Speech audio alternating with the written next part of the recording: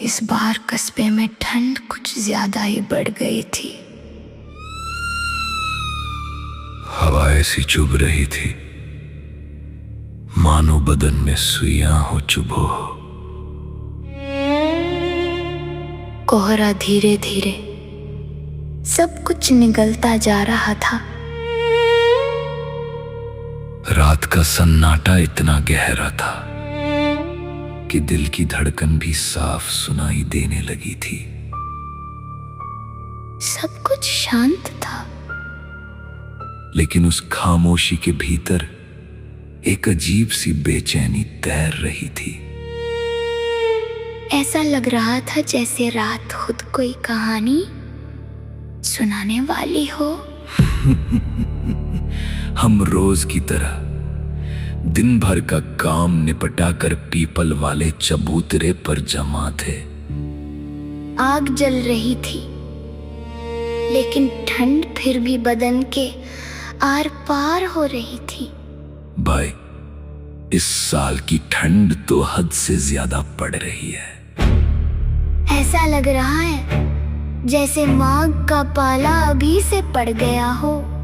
सही कह रहा है तू। सुबह ट्रैक्टर स्टार्ट करते वक्त हाथ ऐसे सुन पड़ जाते हैं जैसे जान ही ना बची हो।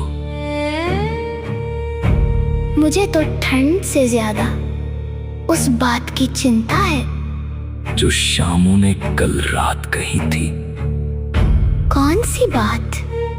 ऐसी क्या बात है जो तुझे इतना परेशान कर रही है? अरे धीरे बोल। शामू ने बताया था कि कल रात नदी के पास एक अजीब सी परछाई घूम रही थी। परछाई? कैसी परछाई? एक औरत की, वो भी बिल्कुल अकेली। शामू तो उसे देखकर बेहोश होते होते बचा। हवा और ठंडी हो गई थी। आग की लपटें भी जैसे सिहरने लगी हो।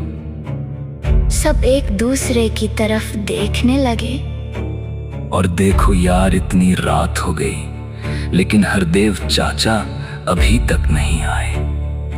उनके बिना तो चबूतरे की रौनक ही नहीं जमती। तभी धुंध के बीच दूर से एक आकृति उभरती दिखाई दी।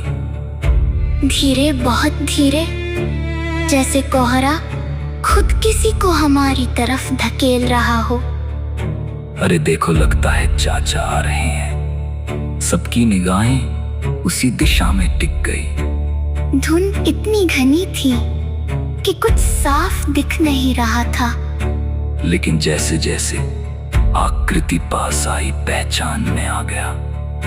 वो और कोई नहीं, हमारे गांव के किस्से सुनाने वाले हरदेव चाचा थे। हरदेव चाचा बिना एक शब्द बोले चबूतरे पर आए। धीरे धीरे चलते हुए आग के बिल्कुल पास बैठ गए। और ठंडी हवा की सनसनाहट।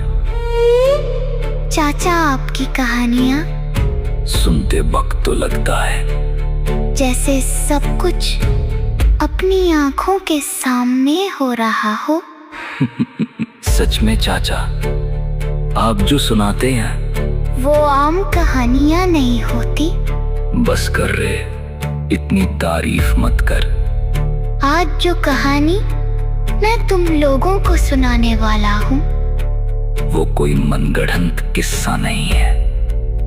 उनके शब्द सुनते ही हम सब सीधा होकर बैठ गए। ये मेरी अपनी जिंदगी की घटना है। तब मैं सिर्फ 34 साल का था। सच में चाचा? फिर तो जरूर कुछ भयानक हुआ होगा। और याद रखना, अगर ये कहानी कोई अकेले सुन लेना तो उसकी रूह तक कांप जाए। आग की लपटें तेज हो गई। हवा एक झोंका लेकर आई। और ऐसा लगा जैसे अंधेरा हमारे और पास सरक आया हो। ये बात है उस रात की जब मैं एक रिश्तेदार के यहाँ दावत में गया था। हम सब सांस रोके बैठे थे।